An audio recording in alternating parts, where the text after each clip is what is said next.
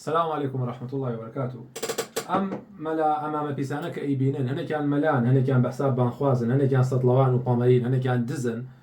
أمانا بشر من لو ملا أمام بيساني كوا شرعيت يندا بملحدك بأدبي وكو هالمدقوران لسر من بري بيغمبري خواه صلى الله عليه وسلم بقربان وبساقيبون هنا كان قسيان بإيمة أو جنيان بإيمة أدا أبيان نأقوري وبهزاري وكو إيمة لقاتك مقدساتي إيمة نما أم هالمدقوران بأدبا جنيوي بيندا وسكاياتي بينك وكلاوي خصصر هر هميان أماني بكار هنا إساج أو كوتو تجاهتي مسلمان ببيغمبر إبراهيم معاذ الله عليه جواد أو بأدب بإمام عمر عليه نرباز معاذ الله جنيو بإمام أبو بكر دا جنيو بدا عائشة دا جنيو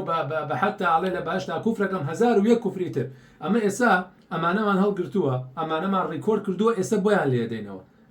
فيديوهی ماهر هي على ريكوردي كليدر أو هالكاتة كامل بو أقليان أو كاتة بيان لي دينه طبعا أمانة شوني أكتيف كوتون أمانة اگر دجال اكتيف هي اسا دجال شويني اكون بس بوي اكتيف بنو بتايبتي او حمي سطلو ملا كوري باكو ام ارامت زو ام برزان رمضان ام سوكو سليمانه يعني دجال بين اكتيف هي اوان كشانيه تنا او ناوي امر فرمو جوبر باشا بسم الله من لأمر ومسلمان أشهد أن لا إله إلا الله وأشهد أن محمد رسول الله لا دارم لم خوش بو بالمسلمان كان دعاء بو كن لا خوي دورو تعالى خوي دورج لم خوش به بله طبعا آوا خلقي كركرت آوا بنقص باميانا يكم رجوتو ما ملحد وكافر بالراي بينا كندروكا اما ازانم بوي هاتو زيادر آوا الاسلام بلام او باميانا جنينان بمندا او هردي يحيى باميكوا هردي يحيى بامي او چنه جني بمن داوا لسر او باشا لسر اوي قلم مشاركته ومسلمان مشاركته وتما ام بيسا غوره مكان اما خوي بودله بلام اسا هر هموتان پر بدمي خوتان بيساي يخون لسر او هلا غوره لسر او كفر غوره كبشتيواني كافريك تان كر كافريك تان غوره كر اسا ارشدوا باسلام باشا يقبل الله يعظم في البلوى عطاياه حكم الإله على الدنيا وزخرفها أن الفناء لمن فيها كتبناه عز الفراق لمحبوب محبته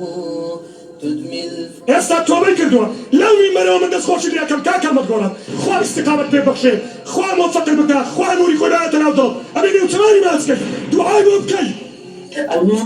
تصويري قبيان بيشوا ملا مسعود كان كردي بارتي الماني دين فروشي بامبيات شلون خوي تيك دا توبه كردو كسكي بودلي بيرنش توبه كردو لسر من بري بيغمبري خو او بلي ملا امام بيس اسا تشيلي والله شرفت انا اشكرم دانا بدانتان ابي بين سر منبر وراديو بكن وداوي لبرد الله تعالى ولا مسلمان بكن لسر او كفر غورو ايوا بشتوانيام كافرتان كر يو بقول ملا عمري دارتي الرقيه تو سري اما لا امام بيس انا ام بزنس فاني دين اما الرقيه شي اما لا عمري دارتو او بيشوازي عبد اللطيف فكر يو بقول أمريكم مستعد آيمين وناتم فرزنا لبناء رب العالمين شاطر الله فرزنا كاكم القرآن بيش واسيل يكين بخيرات ندكين يخوى بخير بيكونا ودينا إسلام كاك ملا تاهير كلباشي بيانكي بالوستي هالوستي يعني ضرب صفر وناكن بس لسر اما ابي لسر من بري بيغمبري خواه صلى الله عليه وسلم داوي لبردن الله تعالى لمسلمانانش بكي واو كافر بناسيني بلي هلم كردو اجينا باجكي يدي براستي بيانكي بالوستي حزناكم تيكلي اوانتكم بيوبر دعاء يا اخوة بيروز بيه بمعي مكان يخبوا والله لخدمة الدام مسلمان عندو اي خيري وكان قصينا شنو نشاي في ملن خواهي وليه دايكي دا بردامي في بخشي وين باشتا خوا وكيلة ده كم بكفر كدلنا باشتا وين باشتا كان مقرن المجحدة طبعا همو ام كفرانه هي امانه يعني او كون نيه بلا همو او فيديوانه هي امانغو ماغي بيشوا هن كفر هي ديوني وبيرك هي او هالمد قرانا نلن اما كون اما همو تازي ورما قرتو بامانته حمي سطل حمى سوالكر حمي سوالكري بريطانيا حمي سطل باشا سيدي شلون ما صاوي بوكا وتشوكا اكتيفي هي چونکە حمەی سەدڵ کێشەی نییە کابراایکی ملحید و بێدین و دژەدینە ئەو پارە پەیاگا بە ناوی دینەوە ئیتر دەجال شەیتان بێ لەگەڵی هاوپەیمانیەکە بە قوربانی دەجالە بێ باشە لێرا لێوەرە بزن و بەسەرە بڕۆم هەڵمەت گۆرە تۆ سەی چۆن ماسایی بەکە سەیدە گوێ بگرن ئەم پەمەی و گوێرەکانە ئەمانە کاکە ئەمانە ئەبێ ئەمانە جاکێنەوە لە ئیسلام و مسلمان ئەمانە مسلمان نین ئەمانە دین فرۆشن گوێ لە حمەی سەدڵ بگرە تۆ تازەیەکێکی لە شێرەکانی ئیسلام چۆن گەردن ئازاناکەم بەقول بعض شێری ئیسلام. لەوەتەی ئەو ڕۆژی لەسەر شاشە و ئەو سانە لەسەر شاشەکە یەکسەر بوو بە برای ئەمە و دڵەمانی شعبان لەگەڵا بوو بە برایەتی لاکەتە بریتانیا دوو لایەنە بزنیشی بۆ سەرەکە باوەڕکردن بۆ ناتا بە تایبەتی گەڕانەوە بۆ ناو ئیسلام و پیرۆز بێ باشە ماساوچی حەمەی سەتڵ باشە ئەمە لای نایناسم ناوی چێ وەڵایی نایناسم ئەمە لە بەڵام هەر کەسێک ناوە مێناوە ڤیدیۆی دەرچووە بێ داوای لێبوردن کاو ڕادیۆ بکاگی ناخرا باشەکەیدا یەخوا پیرۆزە بێ هەوێ و شوناسی موسڵمانەتی خۆی پەروەردگار خراپەکانیشان بۆ ئەکا بە چاکە لەبەرەوەی تەوبەی کردو و گەڕاوەتەوە بەناو بازنەی ئیسلام بەڵام ئێستا هاتووە وەکو من و تۆ داکۆکی لە ئەڵڵا ئەکا داکۆکی لە ڕەسوول الله ئەکا داکۆکی لە قیەم و ئەخلاق و مقدساتمان ئەکا مەلا ڕێبواری بەڵخەیی ئەمە لەبەرەوەی هەورامیە ئیتر ماسایی بۆ کردەوە ئا ماسا بۆ ئەوەکە مەلا ڕێبوار بەڵخەیی تۆش ئەبێ ڕادیۆ بکەیت یعنی وازو لێ نایان گوێ لێ بگرن وڵی سبحان الله ئینسان جا باگم قسەیەکی هەیە لە کاکە ئەگەر دزێک و گێلێک هاتنە داوای کشەکانتان مەیدەن بە گێلەکە بیدەن بە دزەکە چکە دز باشە بێ بەس گێل باش نابێ ئەم پۆمەیانە هەنێکیان خۆ ڕەنگە لە نێتپاکیات تێکەوتون بەڵام هەنێکیان بەرژەوەندیانێ لەگەڵ ئەو ملحیدا این مسلمان نابێ گێل بێ نابێ گەمژە بێ گوێ لەمە بگرن کرد لە جەنابی کاک هەڵمەت کۆلانەکەم شاید زمانێکی جوانی هێناوە کاک هەڵمەت کۆلان إن الحسنات يذهبن السيئات ويقول توبتش يفوق لك همو بنا كان رابطوي بحسنات كاني قدام ولا إن شاء الله أشواته الذي إبراهيم لبدا تسعى سألاجني ويا بفرعون ولد مسلمانك جوانتيه لا إله إلا الله اللهم صل على محمد وعلى آل محمد كما صليت على إبراهيم وعلى آل إبراهيم هم مسلمانك لتحياته أو صلواته دا لسر بيغمبر إبراهيم كالله تعالى علي بجاردوا أم قوادا دولار رؤيا وأم قوادا وأو قوادا شيء يسبر قليل لك هاتوا بيغمبر إبراهيم على قواد تخوا أيوة قال لسر دينا قد ترونا من لسر شيء ترابل أي كوا هلوستان كوا غيرتان يعني أخي شلون قبول يا كان أنبي أدبي بقيمتك هذا باجني وبيما بقى بيروزين بلام جنيو بيغمبر إبراهيم با عليه السلام ما كوان يكي قواد هاتوا بويا بوش على قصة قو راسه ولا منو وركرتوا بلام مفهومك وهلايا ما كوان يكي ملحدي دجدين يسا فيديو جاي بشتام بولي باش أم فيديو هي مانجي نلم كونه كاس نلم كونه فيديو كان تازن كاكا توبيك يا ربي بيروزي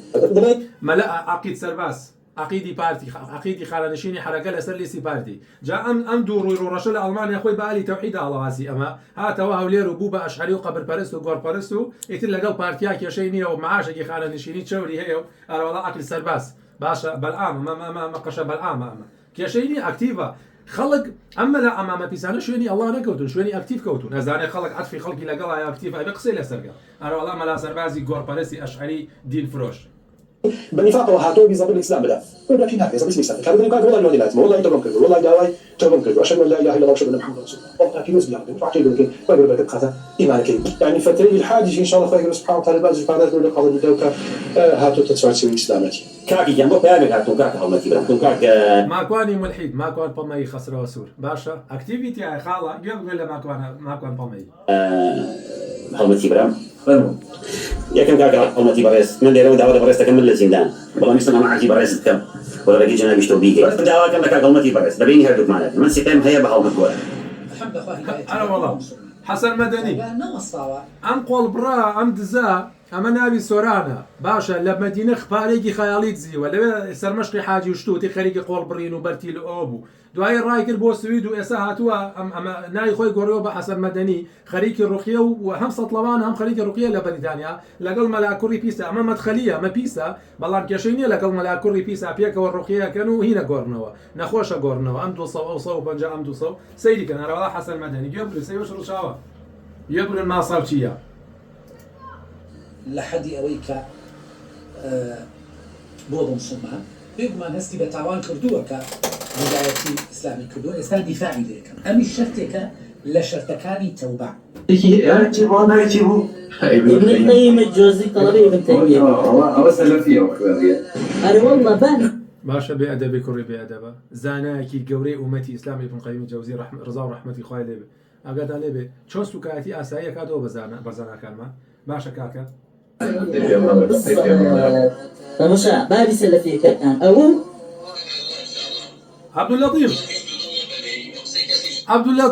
عبد اللطيف تو سيري ام بياو ماخولانا ام بريئانا ام فريشتانا جو اما عبد اللطيف تلفوني بو قال لايفا اكتيفيتي يا خاله شلون الله عبد اللطيف الرسواكر يك بيك يا ماني زياده الرسواكر والله ما عبد اللطيف بقربان ومساقيه بي عبد اللطيف بيناموس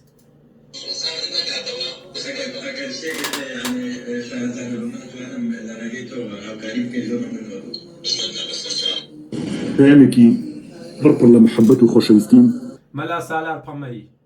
نازانم کابرا ناناسم ئەم مەلا سالار پەمەی نەبزانم ئاڵێکی لە کوردستانی شینەوە بە بەلای خۆشەویستم کە کاڵمت گۆران لەبەرخوا خۆشمەوێت والله إني أحبك في الله ابن خۆ چەندی دکتۆر هەڵمەتی خۆشەویست ئەم کۆسارە پیسەیە مەدخەلیە ئەمە خاولیانکردی عەبدولەتیفە پارێزەری گەڵگونی عەبدولەتیفە دوو لە ڕوویەوە لەسەر ئەم بێناموسیەش هەر دیفاعی لێ کرد تۆ سەیری ئەم پیسە ئەم مولحیدە لە هەڵمەت گۆران مولحیدە ئەزانێ ئەکتیڤیتیایە هەڵا شوێنی ئەکتیڤ کەوتووە نەک دین و نەک ئیسلام والله سپاس بخوا عیب نییە سپاس بخوا گەرە موفقت کە بەجۆرە لێو ڕازی بێ والله الحمد لله ولا والله دانا بدانا مسلمان حرقوا جواده لا باوكو دايكش بوالن التاك بتاعكي كل لما يجوا حتاكو امره يكون جواترنا ولا تكون حاجه بە ئاشکرا پێت ئەڵێ گەوادی ئەڵێ کە سوکار و گەوادە دایک و گەوادە ئەڵێ ئەوەی مسلمان بێ گەوادە هێڵە دیفاع لەم گەوادەکەی دە وەڵڵاهی دوای ئەم ڤیدۆ ئەوەی دیفاع لەم مولحیدە بکە وەڵڵاهی گەوادە وەڵڵاهی دەیوسە باشە یعنی ئەڵێ ئەوەی مسلمانە گەوادە مەعاذەڵڵا آخر کاکە وەڵڵاهی آخر تۆ لەسەرەوە تووڕە نەبووی هەڵوەستوونە بێ لەسەر چی هەڵوێستە بێ ئەمە لا نازانم ناوی چی خەڵکی ڕۆژهەڵاتە نازانم ناوەکەی يا اخواتي لازم يعودي الاسلام لو تاريخ اولاوه براي اموي مسلمانيتي درجيك او كساني كما برامبري او برا حسينا شيرين كان حسينا شيرين كان وخانا قريته طبعا يسا اوانتو باور هەردی پەمەی هەردی یحیا پەمەی کابراایەکە برادەری ماکوان کەریمە کابراایەکی جاشی پەمەی دین فرۆشە ئەمە ئەو لایڤە منی تیا بوو کەوتم تۆ مولحیدی سەرەتا وتم هەڵمە تۆ درۆکەی هات لە لایڤەکە قسەی بە من وت لە بەرژەوەندی ئەم مولحیدە ئەمە هەردی پەمەیە بیناسن ئەو ڕسمەکەی جوان دیار نییە لە کامێری نەکردوێتەوە ئەی هەردی پەمەی مەلای دین فرۆش أشوال هو توناتون برام بالملحدين يقول راسي واضح أجر أواني كباوريان بالقرآن أو شيء وازي أوان ديوين من أو بيولا بينم براسي أوانات نعوذ بالله بخار خان الأخوان شيء بي أوا بوش وازن المنيا نقصي لك فرعون بالبيت بقيمتي كافر هەردی پەمەی کافرەوە بە منیەوت ئەی غۆڵ معاذەڵڵا ئاگاو لێیە ئەگەدا لێ و بێقیمەتە ئەوە لایڤەکە ماوە بڕۆن لایڤەکە لە یوتیوبەکە دامناوە ئەمە من لەگەڵ حەمەی سەتڵا مناقەشەیەکەم حەمە سوالکە بزانە حەمە سوالکە ناڵێکی حەمە سوالکە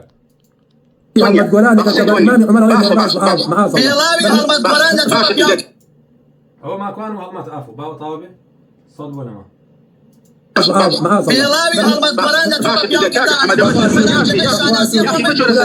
من بيت أليم هالمد قران برامة أوي تورقوا ليتي أو كساني تورقوا ليتي براو كسي منو شاناسيان بيواكم هالمد قران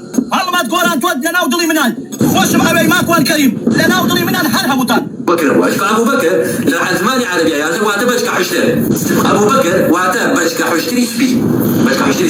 باشا من هذا كنا أنا بشكا حشتري يا بينا أنا كريكي كردي كان باشتري حبنا أنا كريكي كردي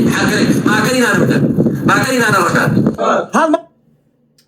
لە دوای پێغەمبەری خوا صلی الله عليه وسلم ئەگەر پێغەمبەر هەبووە خەلیفە ئەبوو بەکر بوو ڕەزا و ڕەحمەتی خوای لێ بێ ئەگەدا لێ بێقیمەتی گەوادەشی پێ لەو جنێوی پێدا خەلیفەی یەکەمی مسلمانان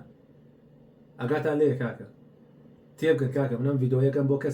کەسێک ئەگەر خەوتو بێ ئاسان هەڵەسێ بەس کەسێک خۆی کردووە بە خەوتو ناتوانم خەبەری کەمەوە ڤیدۆ بۆ مسلمانەکەم بۆ ئالی تەوحید دەکەم بۆ دین فرۆش و پەمەی ناکەم بۆ زۆرینە ناکەم من بۆیە بەڵگەکانتان پیشاندەم تا ئەوە بیرکەنەوە من بۆچی دژایەتی ئەم پەمەیانەکەم ئەم پەمەیانە وەکو پایە هەڵمەت و ئەو ملحید و ئەلمانیانەیان ڕاگرتووە من پایەکان بشکێنمەوان خۆیانەکەون ئەمانە پارێزەری ئەو ملحید و ئەلمانی و دژە دینانە باشە کاکە گوێ بگرن دیسان لە حەمەی سەد بزان هەڵێکی دولار $1000 الله اكبر لا اله الا الله بكراني شاوي اوانيتر الله اكبر يوم نوتنا وهل مدورانا جاري واسي نبيرن بروا بكا او $1000 دا اي اواني تشاوتان بكاكا هلمتا هلنايا يخوا بقدر اوتان بيك لو $1000 دعاء خير ممكن دي الله بتفارس يا كاكا هلمت جانا ودعاء خير بوكن حەمە سوال کردی بۆ قورآانە درۆگە وەڵڵای یەک دیناری نەدا ئەمە لەگەڵ کوڕی پیس و حەمە سوالکە بە حساب مزگەوتیانە کردو هەڵمەت پێی ڕابادەوتی $1000 ئێمێ یەک دیناریشی پێنەدەن ها چۆن ماسایی بۆگە پارەی تیا خاڵە حەمەی سەتڵ و مەلا کوڕی پیس لێر کە پارە بێڕۆ کێشەیان نییە ها چۆن ماسایی بۆکە من تەریقەمەوە خۆ ئەگادارە وەڵای من تەریقەمەوە ئاوا قسەیەکە باشە مەلا هەرێم پەمەی بەڕێزە مسلمانبوونی خۆی ڕاگەیان نەک تەنها بۆتە مسلمان بەڵکو بانگەوازەکە بۆ دینی ئیسلام یەکمان دروستەکەن دەڵێن ئەم پیاوە بەدرۆیەتی ئەم پیاوە بەدرۆ بۆتە مسلمان باشە لەو ڕۆژەوەی کە بۆتە مسلمان سوودی هەبوو بۆ ئیسلام و مسلمانانیان زەرر ئەم پیاوەی سەبان خەجاڵەت و مەلا هەرێم پەمەی رادیۆ نەکەی رادیۆت پێەکەین باشە تۆژێکی ئالەوانە ڕوو ڕەش دوایان هەموو کوفرێشتا خواست ئەم پیاوەی سەهۆڵی بڵاوکردنەوەی دینەدا کەواتە تۆ چی زەرێکە گری مان درۆشەکە ئەی ئەگەر ڕاستە تووشی وەڵامی خۆی گەورە دێتەوە من کاک هەڵمەتم خۆشێ تەنها لەبەر ڕزامەندی خۆی پەروەردگار لەبەرەوەی برایەکی دینی و موسڵمان و ئەرەوەڵ ئارامەدز حاجی ئارام ئەربەتی نە حاجی و نە خەڵکی ئەربەتیشە باشە ئیمامیش نییە خۆی کردو بە ئیمام دوکانێکی داناوە بە ناوی مزگەوتی ڕووناکی لە بێرمیگام ئەمە بینایەکی گەورەی دزی پارەیەکی خەیاڵی مزگەوتی زی لە بێرمیگامە ئێستا خەڵکی بێرمیگامە ناسی هەمووی توفول عەنەتی لێگام دزە هەر بڵێ ئارام ئەربەتی لە ئەوە دزەکەی ئەوەی کە مزگەوتەکەی دزی کەناڵی سپێدە و پەیام و هەرچی کەناڵە زۆر کەناڵەکانی بەکارێنە حاجی کاروان و مەلا کوڕی پیس و ئەمانەی بەکارێنە هەمووی ڕیکلامی بۆ کرد یەک بینای گەورە بوتی مزگەوتان بۆ کردم هەرچی پارەیە کۆی کردەوە باشە خانوویەکی لێکڕی بە مەسرف و نزیکی 500,000 پاوەند لە بێرمیگام کە ئەدرەس و شتی خانەکەمان داناوە ئەوە کەشیدا بە مڵک و خواردی و باقی وەسەلام و مزگەوتیش دارنەوە ئێستا ئەڵێ لە پارەی دزداری مزگەوت ئەمرۆ بۆکەم بەهەدیە من ئەڵێم ئەمانە دزن من ئەڵێم ئەمانە بزنس بە دینەوەکەن ئەمانە موسڵمان نین ئەمە هەر خۆی بنەماڵەکەی یەکێتی ئارام ئەربەتی باشە گوێ بگرن ئەمرۆ بۆکەم لەگەڵ بەرزانە جاسووسە بەرزان ڕەمەزان جان بەرزانە جاسووسە حتا وەکو سووکێکی پێی خۆشە تاکە نەفرە لە ناو کووردا تا سوکتریکە وەکو ترشات وایە تا بمێنێتەوە خۆشترە بێ حتا سوکتریکی پێی خۆشترە ئەمە لە ڕقی من هەستا بەرنامەیەکی نزیکی 2 ساعتی لەگەڵ ئەم هەڵمەتە ملحیدا کرد و ماسایی بۆ کرد و قسەیان بە من و بە کۆمەڵی مامەسای ئاینیتر ئەوت و لە پێناو چیە بەرزانەسو باشە ئێستا دوژمنەکان کۆبوونەتەوە ئارامەدزیێناوەڵێ ئەمرە بۆکرم گوێ بگرن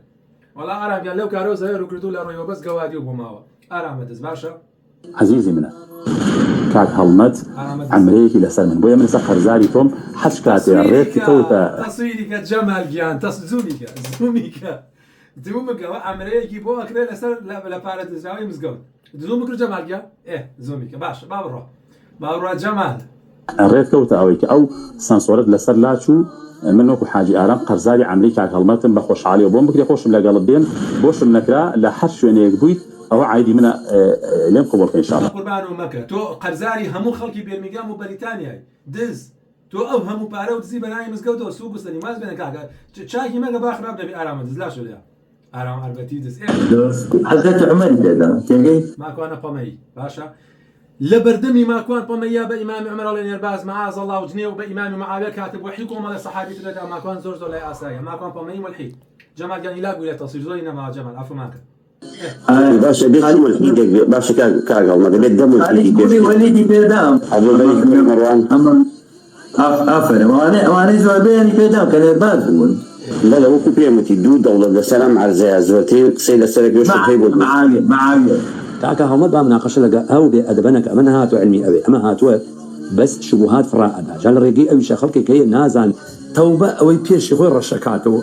کابراایەکی ئینگلیز دێ لێرە مسلمانە بێ باوەشی بە گەرمیش دێدەی ئەوجا چیزا کوردێک هەڵخەڵات تا بێ و بگەڕێتەوە سەر دینەکەی ئەبێ ئێمە زیاتر بێمە خۆش بێ برا دوای سەرەتا مەلا کوڕی پیس هەڵوێستی جوان بوو هەتا برای تەلەفۆنی بۆ کردم وتی من ئەو مزگەوتەی کە ڕۆژتە بەردەم وتە دینۆژانێکەم و درۆی کردووە تەلەفۆنم بۆ کوڕی پیس کردووە شتەکانم پێ وتووە بەڵام دوایی کە زانی ئەکتیڤ لەگەڵ هەڵمەتی ملحیدایە یەکسەر بایدایە و کەوتە وەسفکردن و بە قوربان و بە ساقەی هەڵمەت کۆران ئەم مەلا کوڕی پیسە باشە ئەو کێشە شوێنی ئەکتیڤەکەوێت شوێنی ئەتفی خەڵکیەکەوێت مسلمان وانە مسلمان ئەگەر خۆشی بێ بە تاقوتەنیا وەکو ئیبراهیم عەلەیهی سەلام ئومەتێکە شوێنی زۆرینە و ئەتفی زۆرینە ناکەوێت باشە باشە کاکە گەمە گوێ بگرین بدان ئەڵێ چی ئەم کابرایە بڕوام وایە وشەی یەعفور بۆ زۆر وشەی یەعفور زیاتر بێمە خۆش بێ دوای ساڵێک و یەک مانگ موسڵمان بوونم بڕوام وایە وشەی یەعفور بۆ زۆرینەی تاکی موسڵمان پڕ بە پێست کرد نەخۆش و ئازار لەبرا هەش کەسێکی بێت داوای گەردونازایی لە مکا بە تاکین گەرمی ئازار ئەبن پێ وایە کە زەن ئابەدە الحەمدە گەڕاوی و عەلی باپیری زانێ ئەتفی خەڵکی لەگەڵایە تەلەفۆنی بۆ کا لە لای باوەش زانێ لە لای باوە شەرعێتی بێدە تەمان ئەمانە شەرعێت دەدەن بە مولحیدانە شەڕی ئەمە ئەڵێ ئەگەر کێیە ئەڵێ ئەگەر من دە فیشەکەم پێ بێت نۆ فیشەکیانێن بە دوژمنی ناخۆوە یەک فیشەکێنێن بە داگیکەرەوە چونکە ئەوانەی کە داگیکەر ڕاکێشن ئەوانە زەڵبەی زیاتر لێدەن ئەوانەی ئەو پەمەیانەی کە شەرعێت بەم بێدینانەیەدەن ئەوانە زەڵبە زیاتر لێ ئەمەدەن لەوە تێبگەن کاکە ئەمە عەلی باپیرە تەلەفۆنی بۆ کا لە لای با بەڵێ ئەوانە دڵسۆزیشتن برمەکەن یعنی بڕوام پێ ناکەن دەزانم بۆ جەنابەت پێما بوو وەختەکە دەگەن بەشتی کرد بەسەربەری لەوانێ باشتر بێجانەکەی زۆر قەسەم بەخوا پێغەمبەر ئەو غەڵەتەی کردووە ئەوە غەڵەتە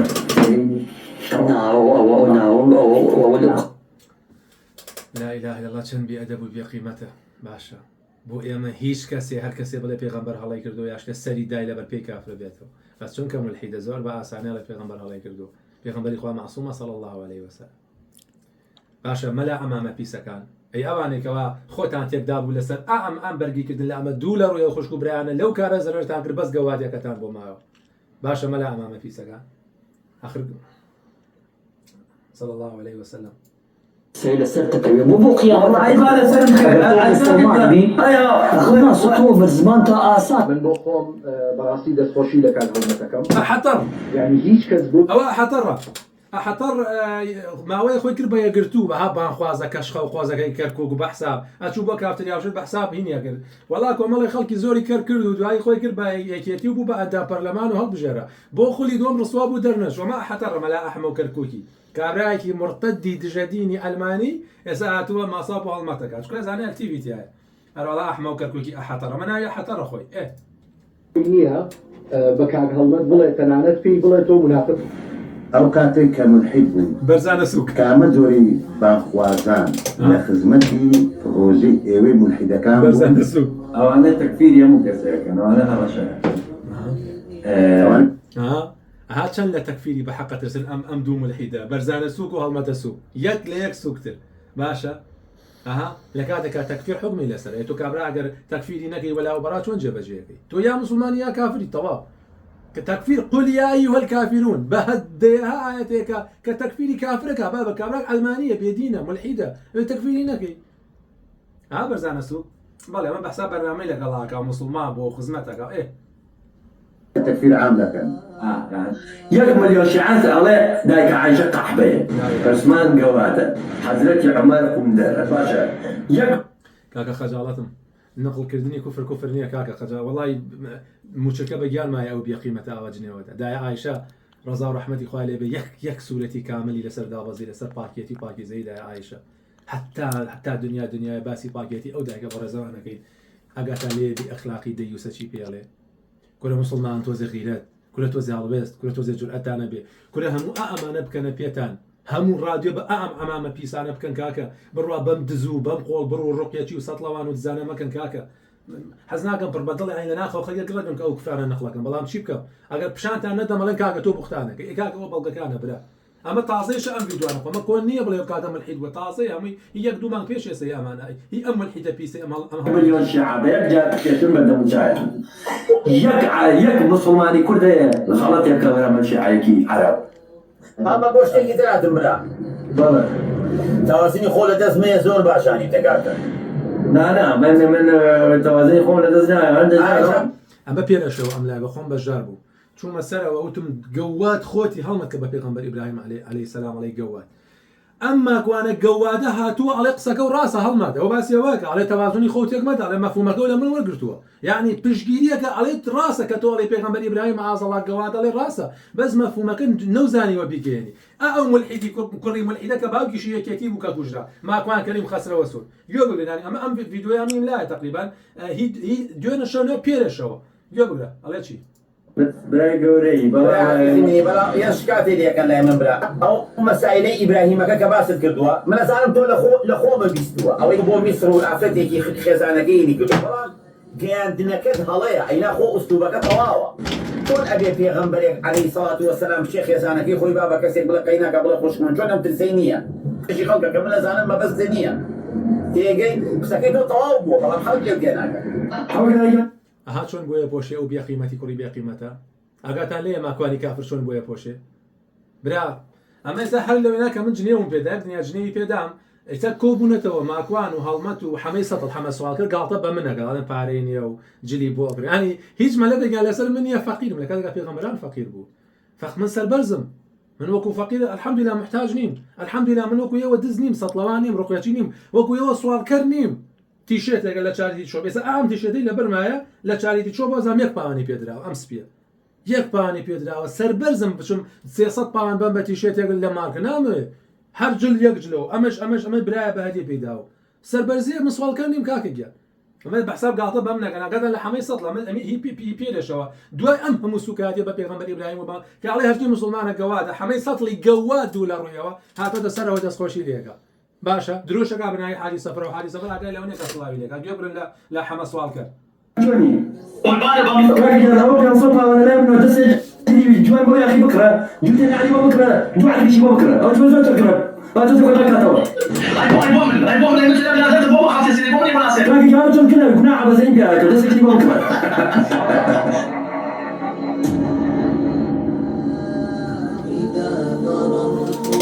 پیغمبر خدا فرمای صلی الله علیه و سلم براستي مترسي داتني شتيك لسر أمتكم لي بفروج مو بترسم إمام وبيشوا قمرا كاركان أئمي مضلين أو أنا اللي دجال زيادة مترسي داتني ويا رحمتي خوات عليه به رحمتي خوات عليه به أمانة سوق وسليم كم أنطم أيانا فيري توحيد بن والله فيري توحيد ولا وبراء بن خوتان اشتقدان بورونا بيتوا أمانة دين فروشن أمانة بازرقاني بدين واكا أمانة دين بكارين بخدمتي خويا باشا كساني كان لبناوي لا إله إلا الله شهيد كرين دربدرك كرين زنداني كرين أعمال جنان وبياز بلا إله إلا الله وأخوة باشا قل هاتوا برهانكم إن كنتم صادقين الله تعالى فرمي بلي با بلغكانيان بينن أجر صادقين أو من بلغكاني خوم هنا أو من طبعا هني ملاء أمام بيسي ترماوي إن شاء الله رغم الفيديو ما بشان هذا أما باش يقول لو ملاو لو مرتد وتجديناني كواش إتيان داب ملحيدك يوكو هالمدقران تا أوا يسار شيء بس أنا مسلمانانا أوا سوكاتي بهرشي بيروزي أما هيك حتى فيديو كتير وكاتي كتير السلام عليكم جماعة قاعد أسخور بس